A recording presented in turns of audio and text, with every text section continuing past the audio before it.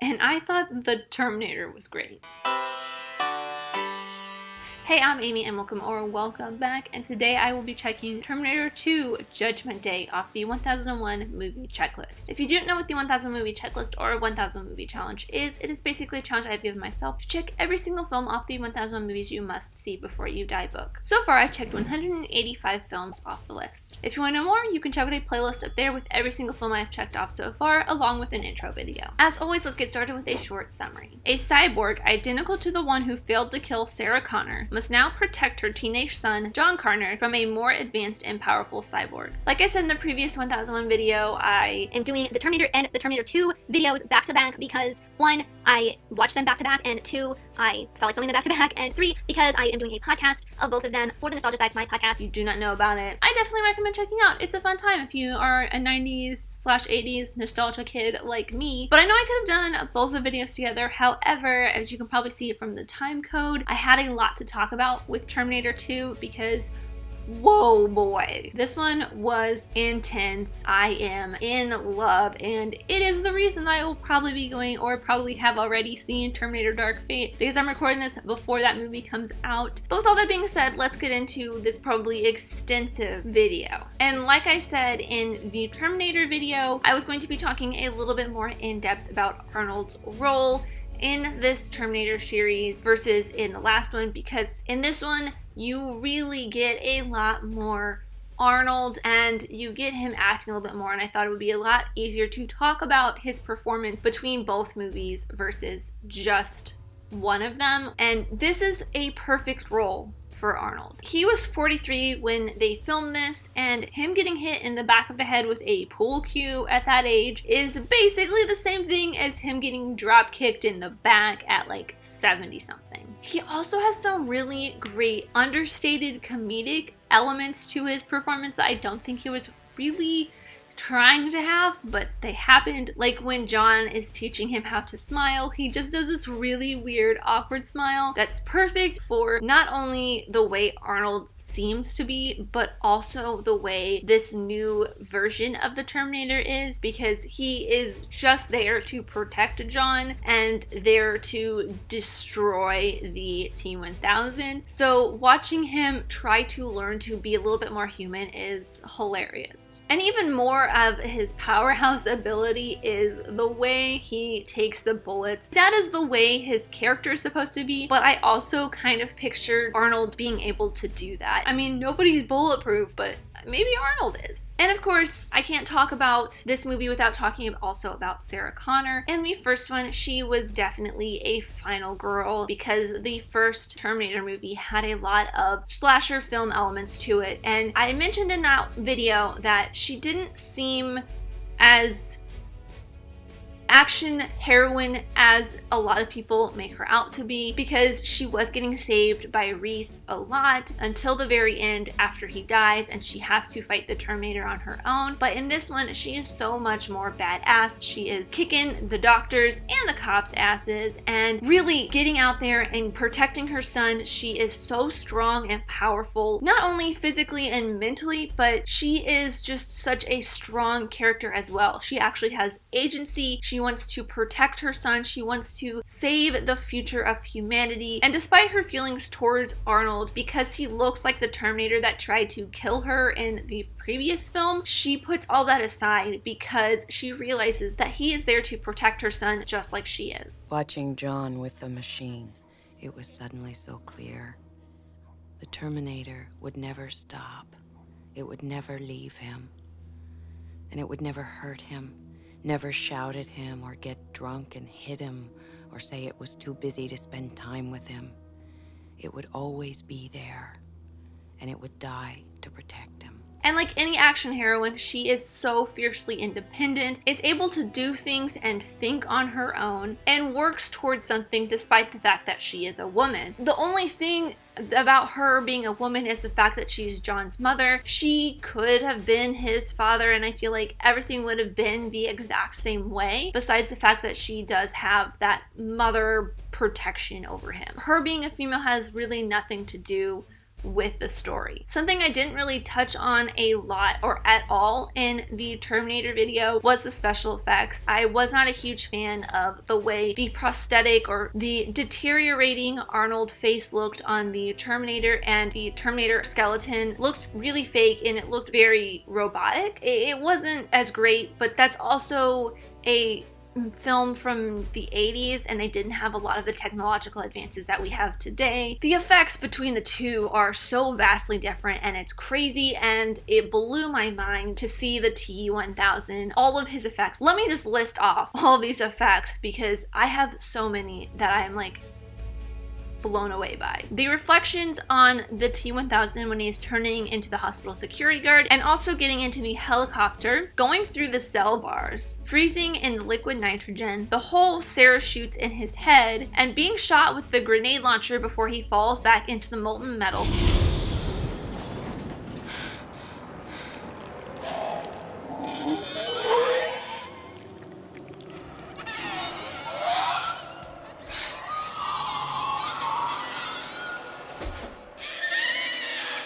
All of those things are so technologically advanced, especially for the time period in which this film was made. I said to one of my friends when we were talking about this film the other day is, why can't James Cameron make more movies like this instead of making 50 million more Avatar movies? Yes, cool, thanks, Avatar looks cool, but can you give us something like the Terminator? Because there's effects like when Arnold comes in that transport bubble and it cuts out the corner of that semi-truck, which also later on gives you some context clues for when the security guard sees that huge circle cut out in the fence, and that's where the T-1000 comes in. There's effects like that, but also we get some amazing screenwriting and storytelling and direction from James Cameron in this that I feel like we haven't really gotten in a lot more of his films recently. And that brings me to probably my favorite part of this whole video. It's how excited I am, because I feel like the writing and the storytelling in this is so top notch, and why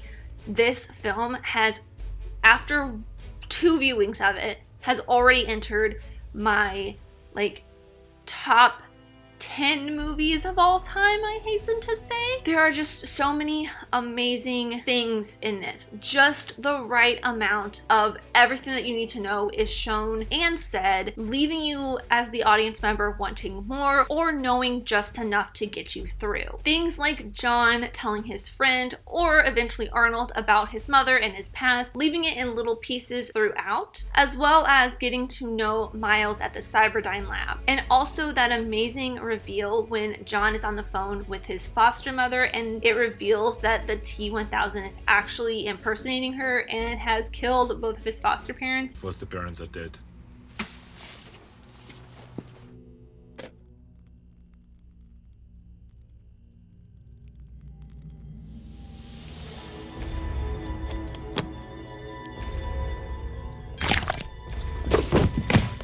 It's mind-blowing. I knew that was coming, but I at the same time was still so surprised when it happened. And at the beginning, you also know through narration that 2 Terminators were sent, one to protect John Connor and one to kill John Connor. You don't know which one is which, and even though I knew through like pop culture as well as going to film school who was who, I tried to look at this from a perspective of not knowing that, of watching this for the first time in the 1990s, and seeing this from those audience perspectives of Arnold being the Terminator coming to kill John Connor because he is the one who was trying to kill Sarah Connor in the first one, and you think that the T-1000 is there to protect John because he is dressed as a cop and he's not Arnold Schwarzenegger who was trying to kill Sarah Connor in the first one. And the dynamic of those two and this whole scene that I'm not going to show yet because it's the clip, spoilers, of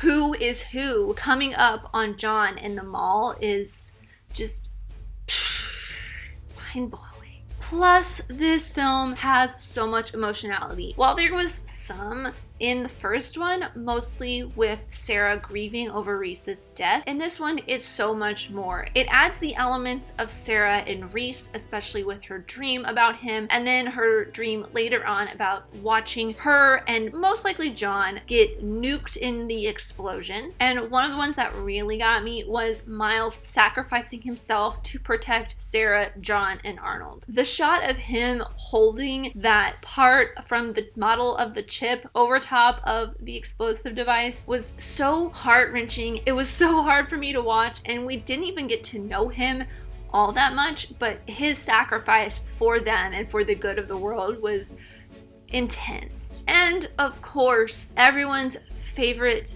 gif, at my office at least, comes from one of the most excruciating moments in the film when Arnold asks Sarah and John to sacrifice him for the good of humankind because he can't self-terminate.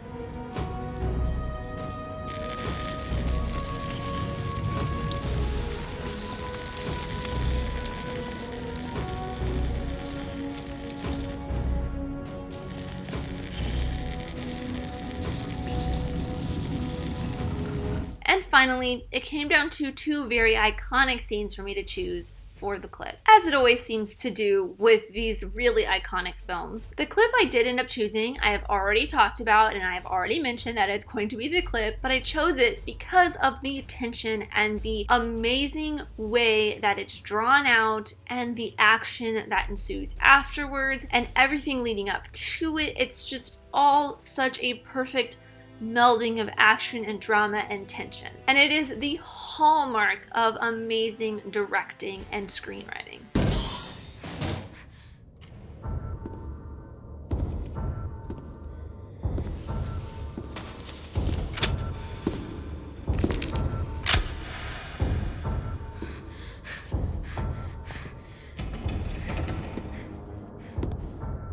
Hey, hey!